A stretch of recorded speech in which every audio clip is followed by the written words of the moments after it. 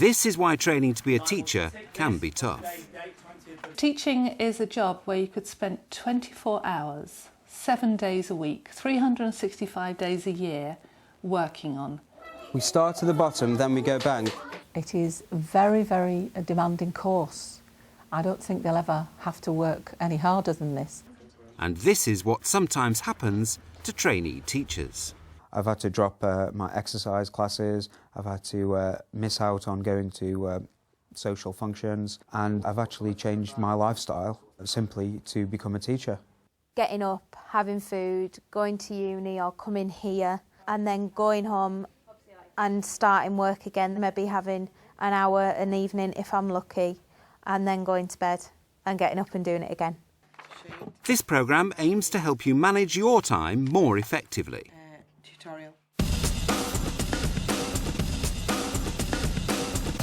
It's 8 a.m. Trainee teacher Brett Shah is on full-time teaching practice. I live in halls, so generally can't get to sleep before 1 o'clock or so. I've had about 4 hours, I think. Hello, Glenys. I haven't been able to get any breakfast because I've been setting up. A breakfast club helps the work-life balance because you go straight from home, OK, you come into work, but it's still phased in, OK, and then you've got your work proper straight after breakfast. So it's easier, it's nicer that way. It's good for building relationships with the children. Got to look after you. I'll make you not chocolate, Brett, and I'll... Thank you very much, Glenys. Glenys. Stay in here? Yeah. It's also an early start for Adele Holmes. She's training to be an RE teacher. This morning I got up again at 6. I was out of the house by 6:45. I've left me dinner. I prepared it yesterday. Oh, dinner's not a problem. Yeah, about 2 o'clock.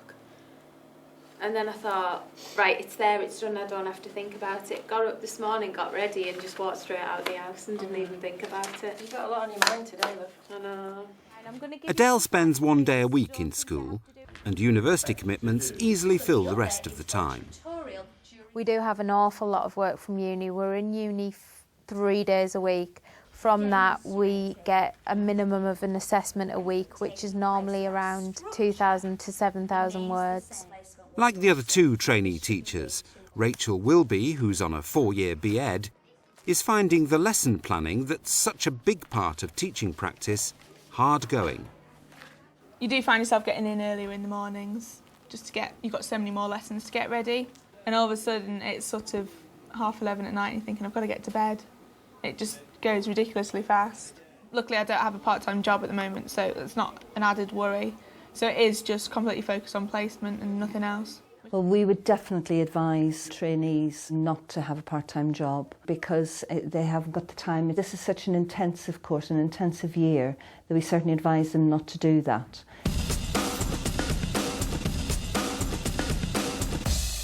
With planning looming so large for trainee teachers, time management is a skill that it's simply essential to learn. Often teachers really don't know where time goes.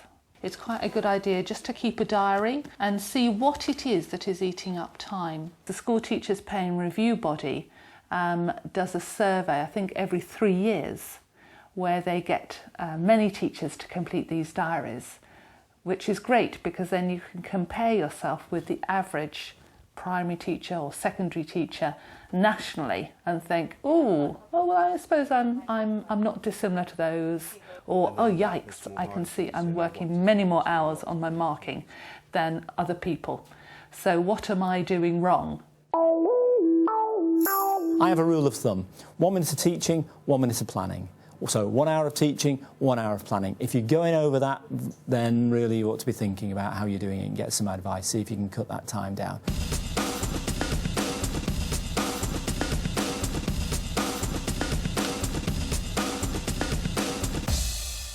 In terms of using resources in my teaching, I have found the internet to be my best friend at the moment. I've just written my unit of work on Hinduism, and I did pinch or download, shall we say, a resource from Teachers TV, which was a video which looked at the pathways to God in Hinduism. And I did find that really useful. It's getting wiped on the computer. But beware of classic displacement activity. The ability to make a worksheet or a label look beautiful is actually a bad thing, because we sometimes spend more time on something than we need to, and it kind of makes us feel as though we're keeping busy and achieving things, but actually we're achieving very little.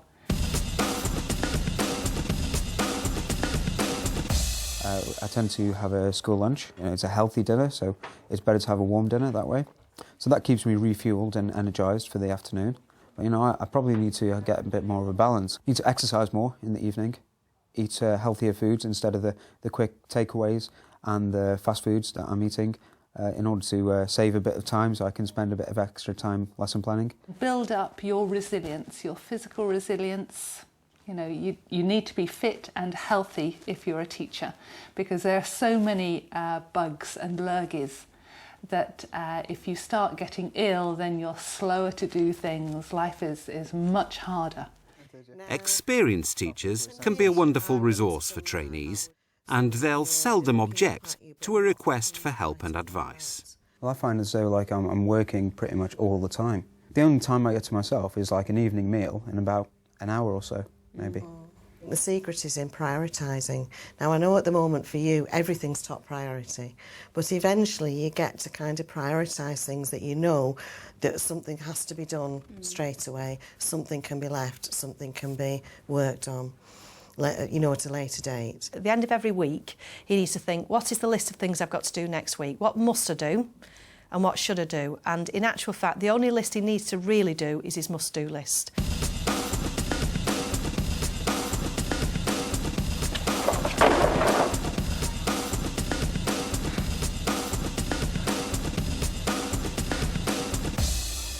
I also do very, very strict timings. Twice a week I go out at 9 o'clock, and I know I have to go out at 9 o'clock, and it's amazing how you get your work done in that time, because you know that you're going to go out at 9 o'clock. You can kind of stretch your work out to fill the time that you've got, and you find that the shorter time that you've got, the quicker that you do your work. School finishes 3 o'clock, but I don't go home at 3 o'clock. I stay here as late as possible. Yesterday I was here till 6 o'clock, so that's an extra 3 hours. What is crazy is when people stay at school for several hours after lesson time, not actually achieving much, and they would be better off going home, having something to eat, chilling out, and then doing, just an hour later on in the evening when they're fresh. Oh, I was supposed to text people to let them know how it went. Yeah, didn't have time. How bad is that? You don't have time to send a text message. It can be difficult for trainees to turn down requests to attend after-school meetings and planning sessions.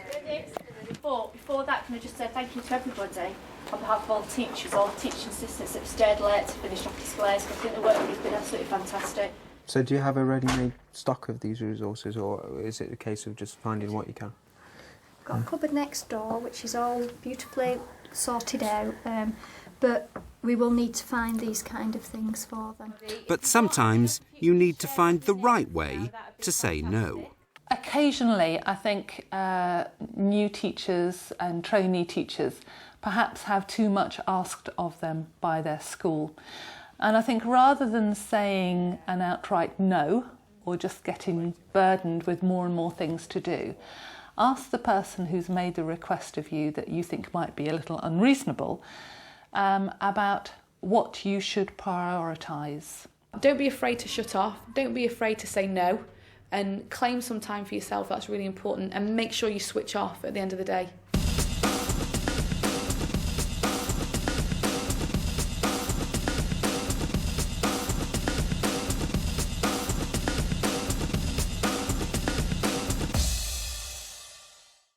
All I want to do is I want to go to bed, I want to go to sleep. It's been a tiring day, but I've got all the follow-up work to do. If I don't do it now, I'll forget things.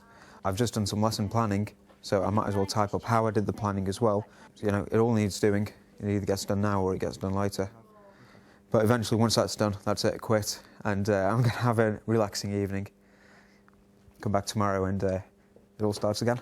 More fun and games. I tried to get most of my work done before the evening, sort of 7 o'clock at the latest I'll finish. So I've got a bit of time in the evenings just to chill out, watch a bit of TV and things like that.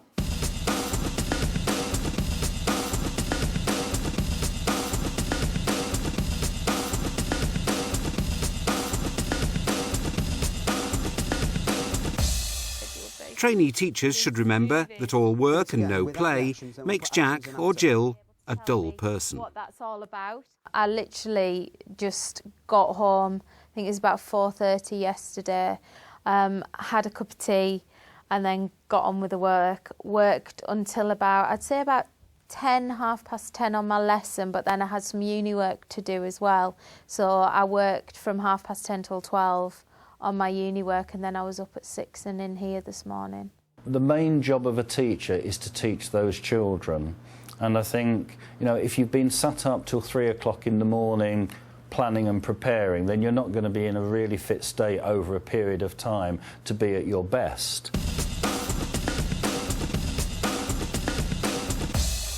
A bit of mutual moaning can serve as great therapy for trainee teachers. Considering the workload and the fact that you're living and breathing teaching at the minute, it's nice to talk to somebody who is living and breathing that aspect as well, because although you adore your family and your friends, they don't always understand the complete process because they're not in it. So it's really nice to be with people who know how tiring it is, know how hard your workload is. How did your day go today, Delta? It was all right. Absolutely worn out though, and I was petrified, and I've been up since 4 o'clock trying to learn the parables of Jesus. How many times have you been out then since you started the course? Once with you guys. We went out all day at the beginning, didn't we? Yeah. I went to the cinema when I saw you. Oh yeah, I was there. By accident. I don't follow you. And I went out on Saturday, and that's... Did you reckon, like, what, 4 times maybe? I really don't get time to breathe. I think it's really important to commit yourselves to some social events or some non-work events, and try and keep it regular so that, you know, it's Monday nights, it's 8 o'clock, I must be doing something else. So just having 1 or 2 of those events a week and sticking to it, I think, is really important, even when you're tired. I, in fact, wouldn't have met my husband had I not gone out on a Thursday night, which was a very, very rare event for me when I was first a teacher. You actually realise how much time you spent on stupid little things before you did this job, and how much time you wasted. Whereas now I value my free time completely, and when I do have free time, I make sure that I do something I enjoy. And find some time on a weekend to make sure you have some real life, because children don't want to sit and listen to a dull, boring teacher that's never done anything and spends their life completely in school. Although I'm sure some children do think that that's all you do, that your bed's somewhere in the corner. I think having a life and hobbies outside teaching makes you a nice, rounded person. And I think it's good to be able to talk to the children about what you did at the weekend, or activities that you do, books that you've read, films that you've seen. But most of all, you will be a better teacher if you are a happy person.